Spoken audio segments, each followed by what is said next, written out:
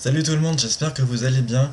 Je vous retrouve aujourd'hui pour le rendez-vous du C'est lundi que lisez-vous, dans lequel je vais vous présenter, comme chaque semaine, mes lectures passées, ma lecture en cours et mes lectures à venir. Donc la semaine passée, je vous laissais avec comme lecture en cours le tome 1 de Sid, la diseuse d'ombre de Sandy Williams, aux éditions Mélodie dans leur collection Beatlit. Donc il me semble que j'en étais à peu près à plus de la moitié, peut-être 70%, et je vous disais que c'était un peu mitigé. Mon avis n'a pas changé sur ce livre. Voilà, j'ai beaucoup aimé l'univers, univers de Fae, avec des pouvoirs différents de ce qu'on peut trouver de la BT traditionnelle. Mais après, en ce qui concerne les personnages, le personnage principal, donc qui est Mackenzie, je me suis pas spécialement attaché à elle, et ça en est pareil pour les autres personnages secondaires.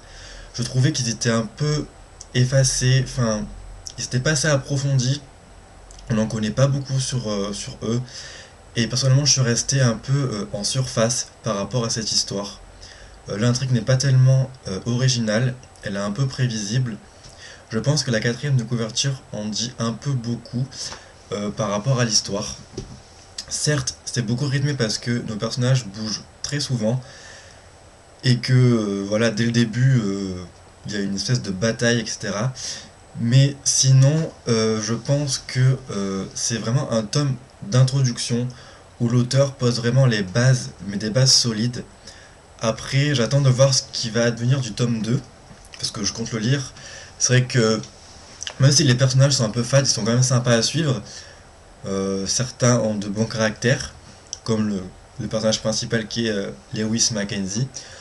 Donc du coup, voilà, la fin est pas mal, mais c'était quand même prévisible quoi. Sinon, enfin, voilà, ce qui est dit dans la quatrième de couverture, si c'était pas réel, ça serait pas passé. Il y aurait pas eu d'intrigue, donc du coup, voilà. Donc avis assez mitigé. J'ai quand même mis un 7 sur 10 je crois parce que voilà, l'univers est très intéressant. Il change ce qu'on peut trouver d'habitude. Mais à part ça, ben voilà. Donc je vais lire quand même le tome 2 avec grand enthousiasme et j'en attends beaucoup plus en ce qui concerne l'univers, tout ce qui est description des pouvoirs, etc. Donc à voir pour le tome 2.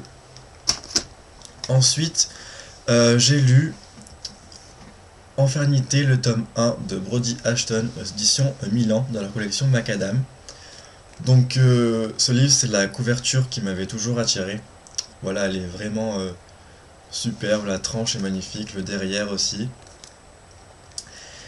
Et qu'est-ce que je peux vous dire sur ce livre? Alors, c'est une bonne découverte. Mais l'univers est vraiment pas assez exploité.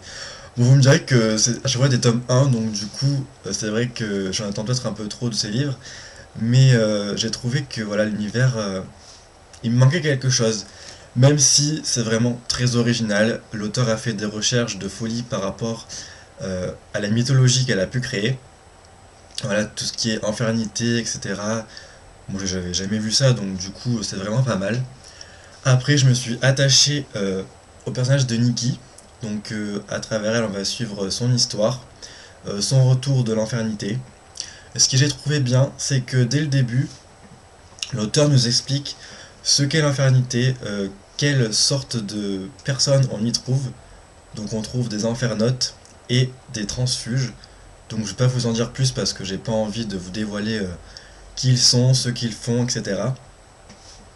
Et ce qui m'a dérangé, c'est le triangle amoureux, qui est vraiment mais prévisible à 10 000%. On le voit arriver mais de loin, et au début il m'a beaucoup dérangé parce qu'il prenait beaucoup le dessus sur l'intrigue en fait. Donc du coup ça m'a un peu dérangé.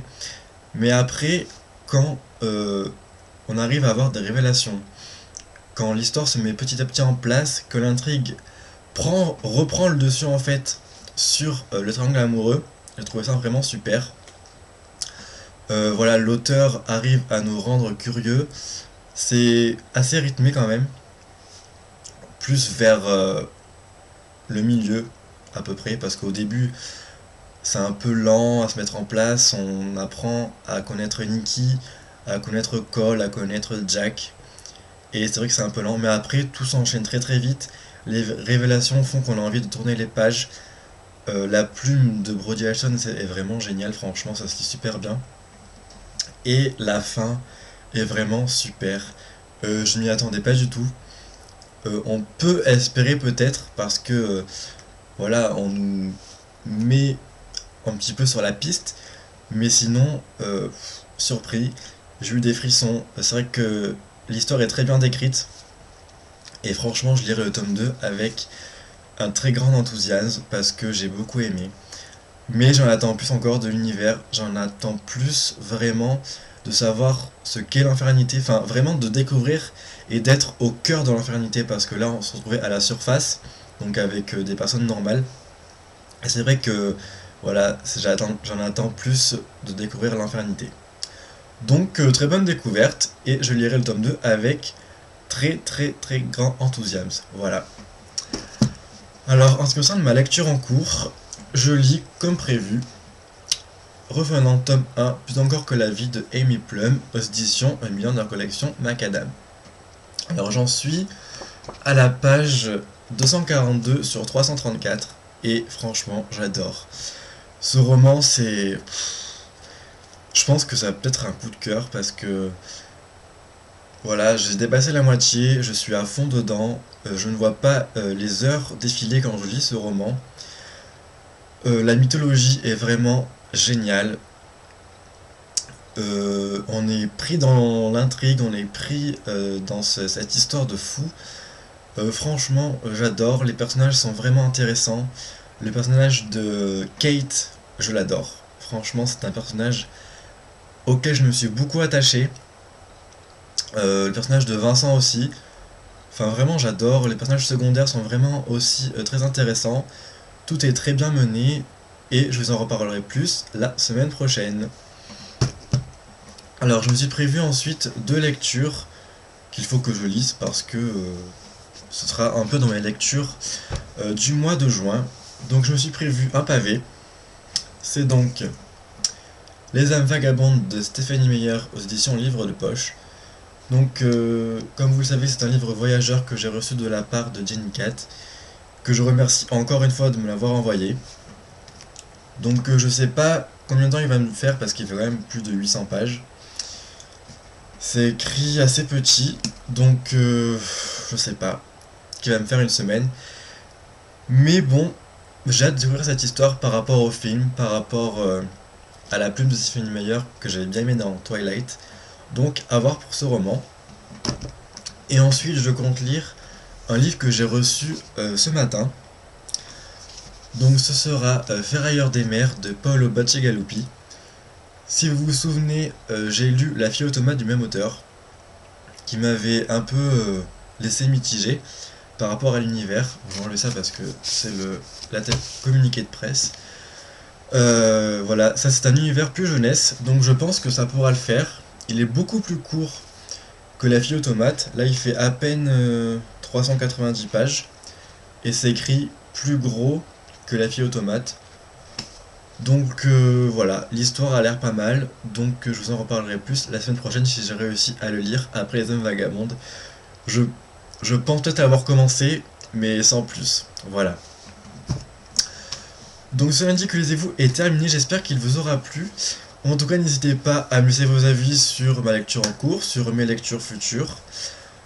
Si vous avez lu Ferrailleur des mers, si vous avez lu Les Hommes Vagabondes, laissez-moi vos impressions, ça me fera toujours plaisir d'y répondre. Je rappelle, nous nouveaux arrivants sur ma chaîne YouTube que je dispose d'une page Facebook. Donc si vous voulez aller faire un tour, moi ça me fera plaisir de vous y retrouver. C'est vrai que je suis plus souvent sur Facebook que sur YouTube, donc du coup ce sera plus facile de me retrouver. Je poste mes chroniques, enfin mes avancées de lecture, etc. Donc du coup c'est peut-être plus sympa et plus interactif pour vous.